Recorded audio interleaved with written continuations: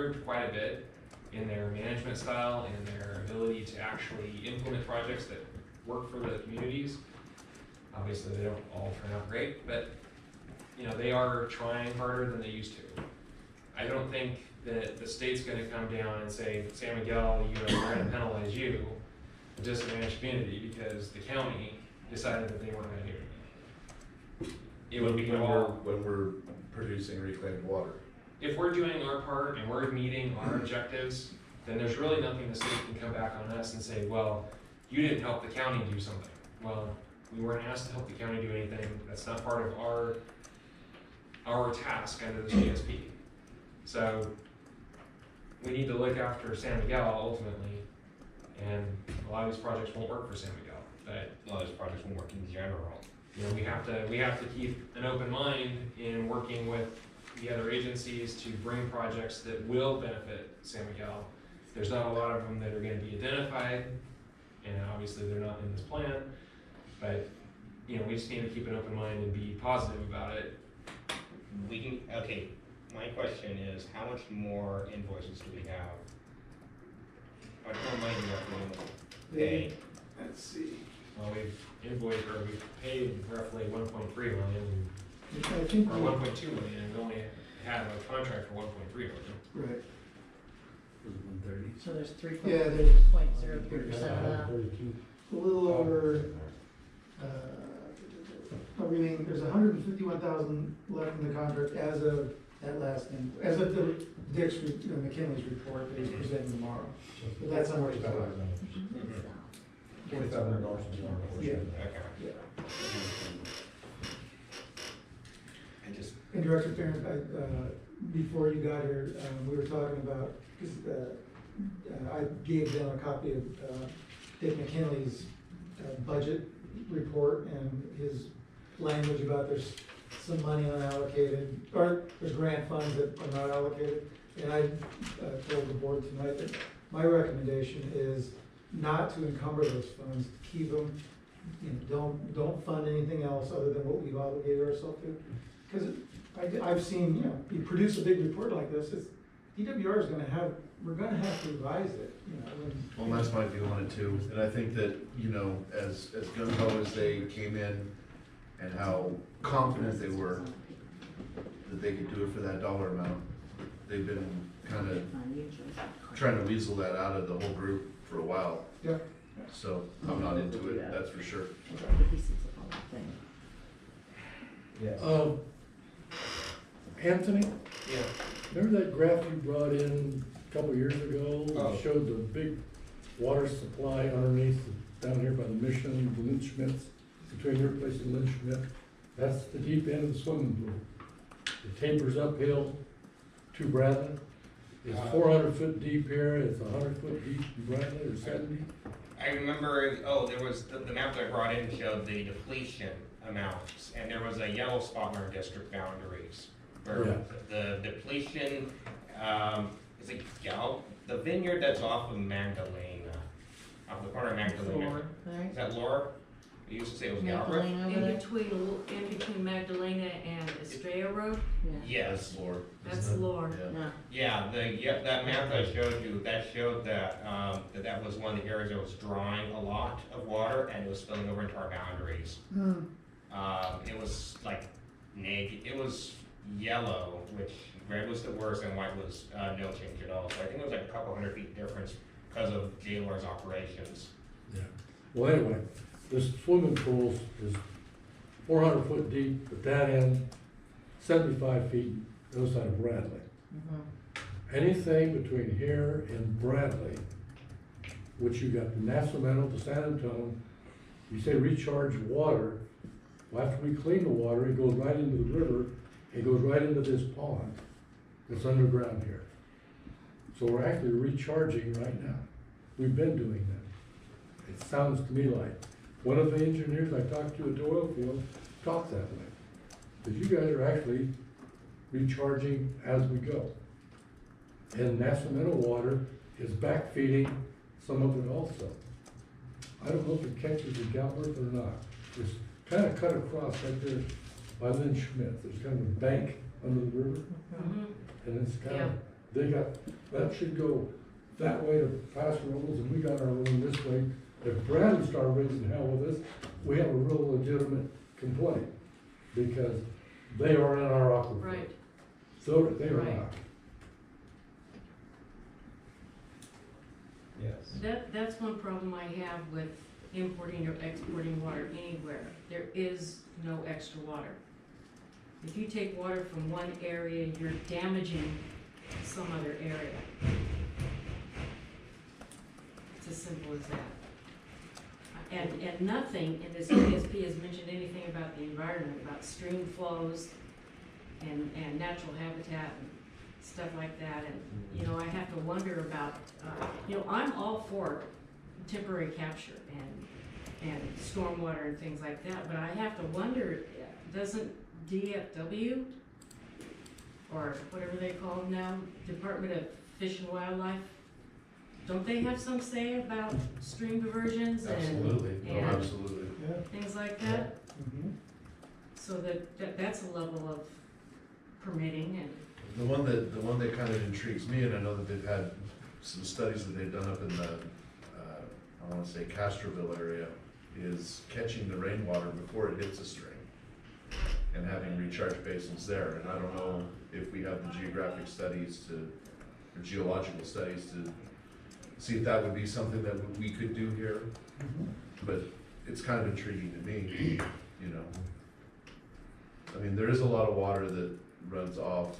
There is water that's needed for wildlife to live, but let's face it, there's a lot of water that also, you know, ebbs certain times of year. And if we can catch some of that, I think it'd be good, as opposed to I think taking that water those would from. be some of the cheaper ones to Well, accomplish.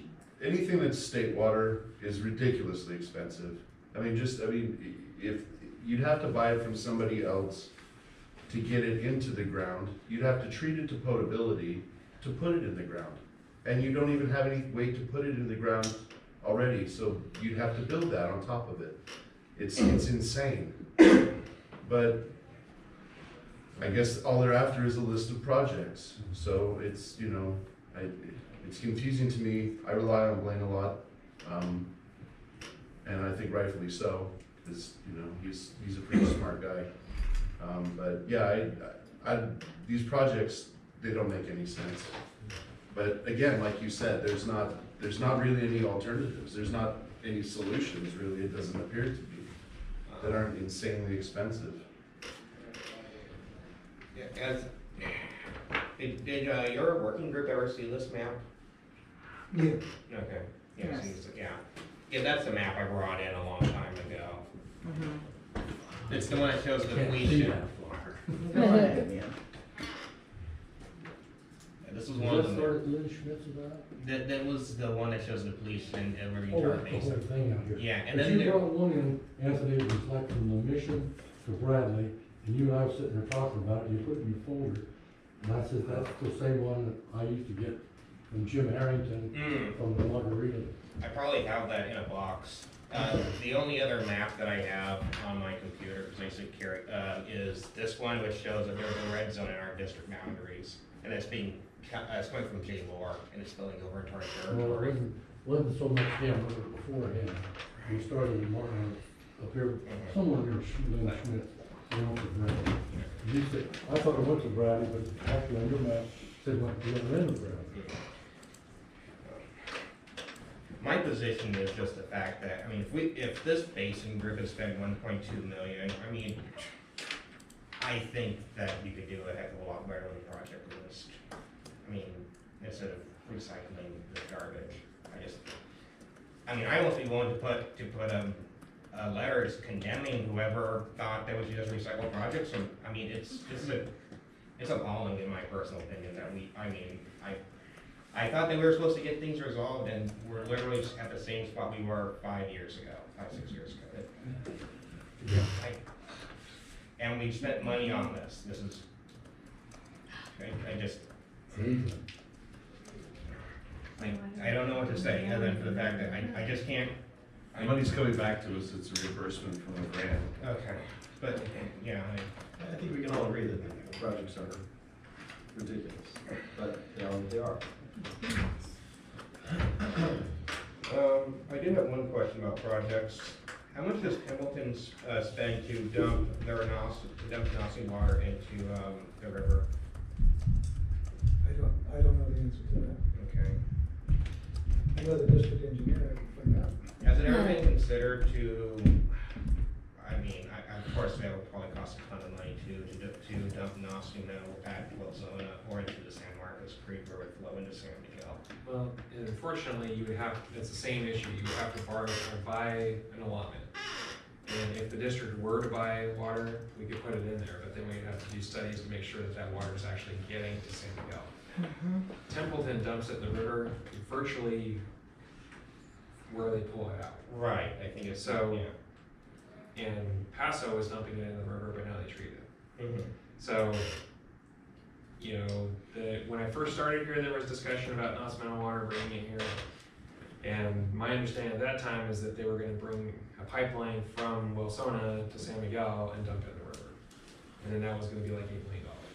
Yeah, that's outrageous. And what, that was in 2007 or 2004, so that, you know, So- 2004, $8 million was quite a bit less than 2018, $4 million, or $8 million. But you would have to be able to buy it from somebody, and it's already been kind of reallocated with other purchases from people. So I don't know that there's anybody that would be willing to sell it, especially in this climate. We can't get anything out, what about the county and their allotment that they control through CSA 10? I don't think that they'd be willing to part with that either. Is there even a pipe going to CSA 10? To Shandon? No, To San Margarita. that's the one that goes out to Cayucas, because Cayucas has like a 48-hour allotment of Nasmena water.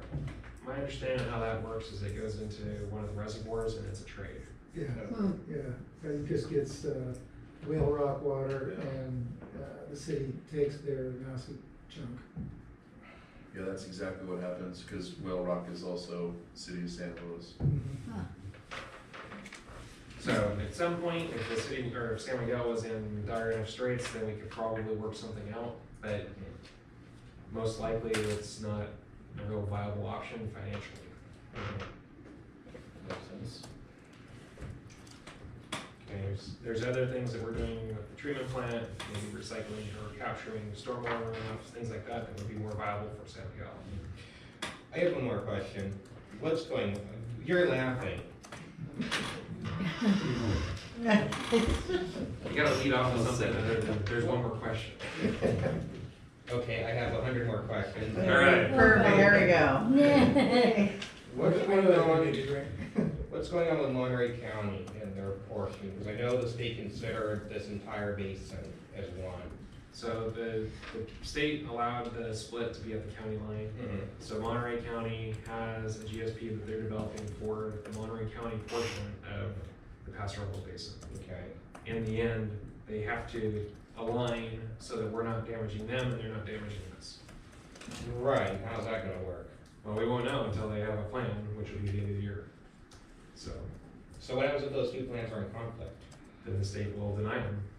So at the end of the year, after we approve this, if the Monterey County has developed a plan and it conflicts, then we're without a plan. Specifically, how would it conflict? So that's, In what way? that's what I wanna know. So, like, Let me ask you this one. So the plans are due, they're due, January 31st, 2020. The state anticipates it's gonna take them 1 to 2 years to go through their review and approval process. And I don't know this, nobody's told me this, but I anticipate that part of that, the reason that timeline is so long, is they're gonna go, you know, if we, for some reason, because didn't have a interagency agreement with Monterey, during that 2-year period, they're gonna be going, we're not approving your plan until you guys play nice and get one worked out. So we won't probably, well, we don't have to have the approved interagency agreement come January 31st.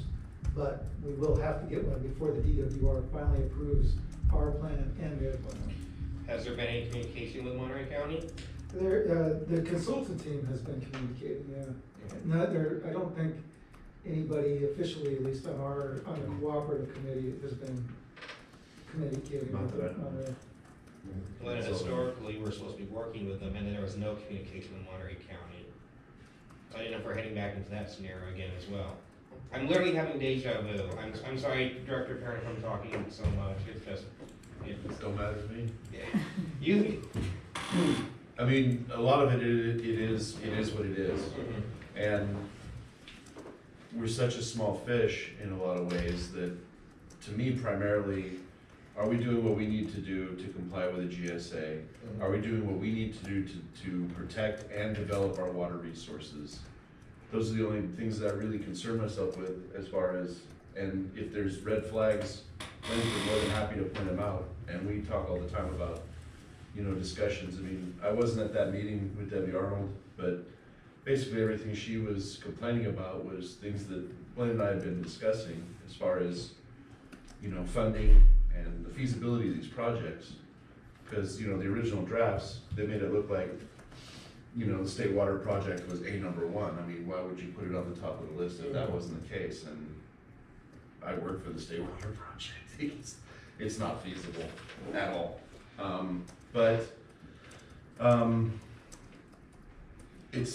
There's a lot of what we can do, and there's a lot of what, we can speculate on what other people are gonna do. And I think as long as we're doing what we need to be doing and staying the course with that, I think that we kinda just have to let the chips fall where they may at that point.